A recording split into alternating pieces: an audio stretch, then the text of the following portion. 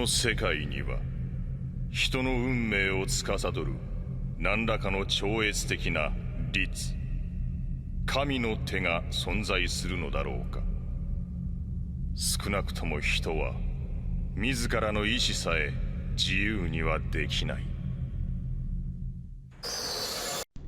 Em uma primeira aproximação da ideia de liberdade no pensamento de Nietzsche, podemos dizer que para Nietzsche o ser humano não é livre. Isso porque o ser humano, para Nietzsche, é determinado, por fatores contextuais, históricos, fisiológicos e psicológicos, inconscientes. Tudo que o ser humano pensa, quer, a maneira como age, no que ele acredita e não acredita, tudo isso é determinado pela essa convergência de forças, essa vontade que o direciona antes mesmo dele pensar em qualquer coisa que seja.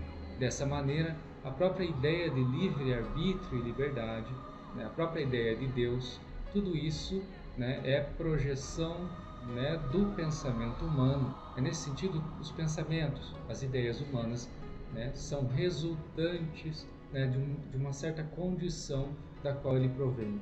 A gente pode chamar essa condição de histórica, fisiológica e psicológica. É como se a ideia de Deus fosse um resquício dessa condição do organismo humano, dessa condição psicológica, histórica e fisiológica do ser humano. É como se ele instintivamente criasse uma ideia metafísica de Deus para tentar, de alguma maneira, criar uma imagem abstrata de uma condição fisiológica, de uma condição do seu próprio modo de ser, esse modo de ser não livre, mas antes determinado por essa diversidade de fatores.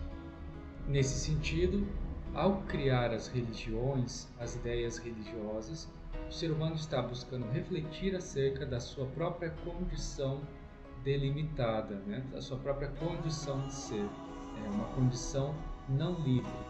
Se pensarmos em termos arquetípicos, é como se o ser humano fosse delimitado por certas ideias arquetípicas que o fundamentam antes mesmo de ele pensar em qualquer coisa. As ideias que vêm depois, os pensamentos, as reflexões e até mesmo a constatação de que ele está no interior dessas ideias arquetípicas é dado a posteriori. O humano é determinado, então, antes, na sua própria condição de ser, por esse contexto que o abarca. Podemos chamar aqui de contexto arquetípico, como se o ser humano fosse determinado por essas ideias antes mesmo dele começar a raciocinar ou pensar sobre a sua própria natureza.